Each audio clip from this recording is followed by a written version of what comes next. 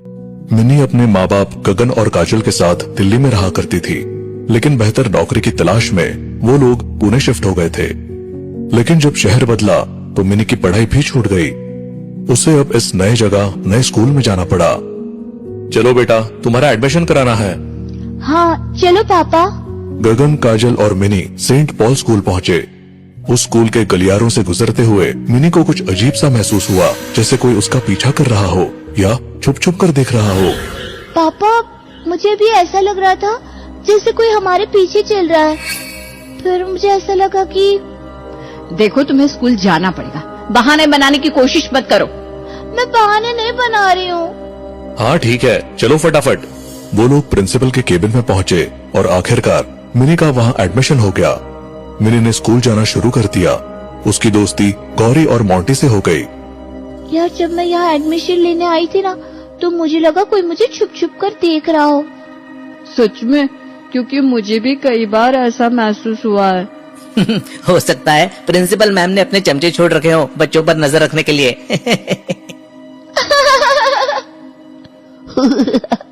तीनों जोर जोर से हंस पड़े, लेकिन तभी वर्मा सर क्लास में आ गए और पढ़ाई शुरू हो गई। इंटरवल होते ही तीनों कैंटीन की तरफ निकल पड़े, लेकिन मिनी को अचानक बाथरूम जाना पड़ा। यार, मैं जरा वॉशरूम जा रही हूँ, तुम लोग यहीं रहना। हाँ ठीक है। मिनी वॉशरूम की तरफ बढ़ गई, लेकिन गलती से वो स्कूल के पुराने बेसमेंट में उतर गई।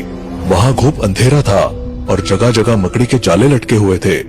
मिनी ने मुड़कर वापस जाने की कोशिश की, लेकिन तभी उसने देखा कि आगे एक हल्की सी रोशनी जल रही है। लाइट तो जल रही है, शायद यही वॉशरूम है। वो उस रोशनी की तरफ बढ़ती गई। जैसे ही वो पास पहुंची, उसकी चीख निकल गई। वहाँ एक आदमी खड़ा था। नहीं, वो कोई आदमी नहीं बल्कि भूत था। वो एक पुरानी जली हुई मोमबत्ती पकड़े खड़ा था।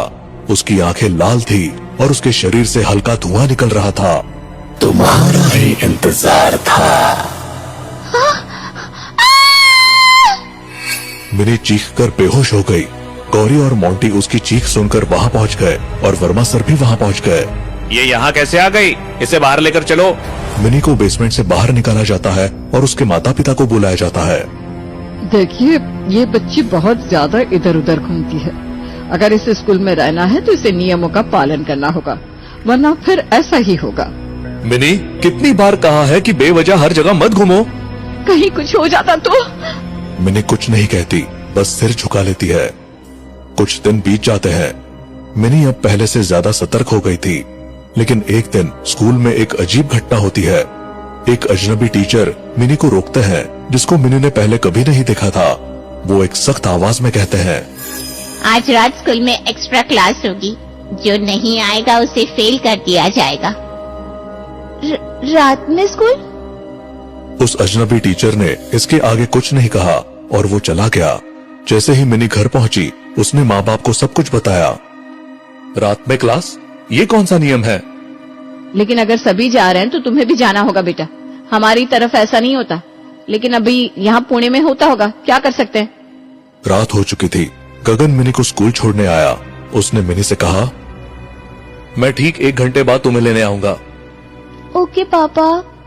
अंदर से हल्की रोशनी आ रही थी। कुछ लोगों के बोलने की आवाजें भी सुनाई दे रही थी। गगन मिनी को स्कूल के गेट पर छोड़कर वापस चला गया। मिनी के दिल में एक अजीब सा डर समा गया था। जैसे ही वो स्कूल के अंदर पहुंची, उसे महसूस हुआ कि यहाँ कुछ गड़बड़ है, जैसे कुछ बुरा होने वाला हो। हे भगवान, मुझे तो दिन में भी ये स्कूल भूतिया लगता है और इन्होंने रात में बुला लिया। जब वो अपनी क्लास के पास पहुंची तो हैरान रह गई। वहाँ कोई भी जाना पहचाना चेहरा नहीं था। न गौरी, न मोंटी, न ही कोई और दोस्त। क्लास में सब नए लोग थे और टीचर भी वही था जिसे मिनी ने पहले कभी नहीं देखा था। ये सब कौन है? मेरा कोई भी दोस्त यहाँ क्यों नहीं है? लेकिन फिलहाल उसने ज्यादा न सोचते हुए क्लास के अंदर जाकर बैठने का फैसला किया। पढ़ाई शुरू हुई, लेकिन कुछ अजीब था। जो पढ़ाया जा रहा था वो उनके कोर्स से संबंधित नहीं था, बल्कि ये कानून व्यवस्था और भ्रष्टाचार पर था। मिनी को बहुत अजीब लग रहा था। ये हमें क्या पढ़ाया जा रहा है? ये तो हमारे सिलेबस में है ही नहीं। लेकिन उसने सोचा कि ये कोई स्पेशल क्लास होगी और पढ़ाई में ध्यान लगाने की कोशिश की। 1 घंटे बाद वो क्लास से बाहर निकली और अपने पिता गगन के साथ घर वापस चली गई। अगले दिन जब मिनी स्कूल पहुंची तो उसने अपने दोस्तों को ये बात बताई, लेकिन ये सुनकर वो चौंक गए क्योंकि उसके दोस्तों को ऐसी कोई भी क्लास के बारे में जानकारी नहीं थी। क्या रात में क्लास? यहाँ तो कभी रात में क्लास नहीं होती। लगता है तूने कोई सपना देख लिया है। मिनी को यकीन था कि वो सपना नहीं था, लेकिन तभी गौरी ने ये बात वर्मा सर को बता दी। वर्मा सर चिल्ला पड़े, पागल हो गए हो क्या? रात में कौन सी क्लास होती है? यहाँ न कभी ऐसा हुआ है ना होता है। ये सुनकर मिनी के शरीर में झुरझुरी दौड़ गई। अचानक उसे तेज बुखार चढ़ गया। आखिर मैंने कल रात किसके साथ बैठकर पढ़ाई की थी? मिनी की तबीयत लगातार बिगड़ने लगी। गगन और काजल को फिर से बुलाया गया। वो भी घबरा गए। वो उसे घर ले गए। तब तक मिनी को न जाने क्या हुआ, वो अचानक बड़बड़ाने लगी। बिक गए हैं, सब बिक गए हैं। उन्होंने डॉक्टर को बुलाया, लेकिन डॉक्टर कुछ समझ नहीं पा रहा था। इसे तो बस बुखार है, लेकिन ये जो हरकतें कर रही है उसका कोई कारण समझ में नहीं आ रहा है। डॉक्टर को छोड़ो, किसी बाबा को बुलाओ, ये कोई सामान्य बीमारी नहीं लग रही। फौरन एक बाबा को बुलाया गया और उन्हें पूरी बात बताई गई। बाबा ने जैसे ही मिनी की हालत देखी तो बोले, उस स्कूल में ही कुछ गड़बड़ है। ये ऐसे सही नहीं होगा। हमें इसे रात में उसी स्कूल में लेकर जाना होगा, वही इसका इलाज है। नहीं, मैं अपने बच्चे को दोबारा उस भूतिया स्कूल में नहीं ले जाऊंगा। इसके अलावा कोई और रास्ता नहीं है। अगर उसे बचाना है तो इसे उस स्कूल में वापस लेकर जाना ही होगा। गगन का दिल बैठ गया, लेकिन अपनी बेटी को बचाने के लिए वो तैयार हो गया। ठीक है। रात के अंधेरे में गगन, काजल और बाबा मिनी को लेकर स्कूल पहुँचे। गगन, मुझे बहुत डर लग रहा है। हमें डरना नहीं है, मिनी को बचाना है। बाबा, अब आगे क्या करना है?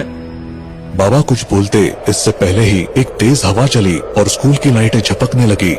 क्लासरूम के दरवाजे खुद ब खुद खुलने और बंद होने लगे। ये आत्मा जाग गई है।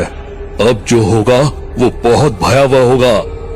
अचानक मिनी जो चल भी नहीं पा रही थी, हवा में ऊपर उठने लगी। गगन और काजल की चीखें निकल गई। गगन, मिनी को पकड़ो, बाबा कुछ करो। बाबा, ये क्या हो रहा है? हमारी बच्ची को नीचे उतारो। तभी हवा में झूलती मिनी के मुंह से किसी और की आवाज निकली, भारी गूंजती हुई डरावनी आवाज। मैं इस बच्ची को परेशान नहीं करना चाहता, ना ही कोई तकलीफ देना चाहता हूँ।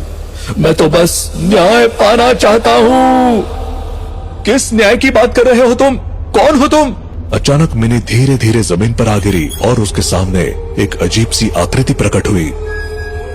इस स्कूल की प्रिंसिपल एक लालची जमीन दलाल थी। ये जमीन मेरी थी और मैंने इसे बेचने से मना कर दिया था, लेकिन उसने मुझे मार डाला और मेरी लाश इसी जमीन में दफना दी। उसके ऊपर स्कूल बना दिया ताकि कोई मुझ तक ना पहुंच सके, लेकिन मेरी आत्मा यहाँ अटकी रह गई। मुझे न्याय चाहिए। मैं तुम्हारी मदद करूंगी, तुम्हें न्याय दिलाने में। मिनी, तुम? पापा, आपको प्रिंसिपल मैम को फोन करना होगा। उन्हें बोलिए कि स्कूल में आग लग गई है और फिर पुलिस को भी बुलाइए। हाँ, क्योंकि दिन में बच्चों के बीच मैं ये सब नहीं कर सकता। वो इतनी नीच इंसान है कि खुद को बचाने के लिए बच्चों की बलि दे देगी। गगन को समझ में नहीं आ रहा था कि वो क्या करे, लेकिन उसने वैसा ही किया। कुछ ही देर में स्कूल की प्रिंसिपल वहां पहुंची। उसने जब गगन, काजल, बाबा और मिनी को स्कूल में मौजूद देखा तो चौंक गई। ये सब यहाँ क्या हो रहा है? तुम लोग यहाँ क्या कर रहे हो? आग कहाँ है? लेकिन तभी वहां मौजूद आत्मा ने उसे अपनी ताकत से जकड़ लिया।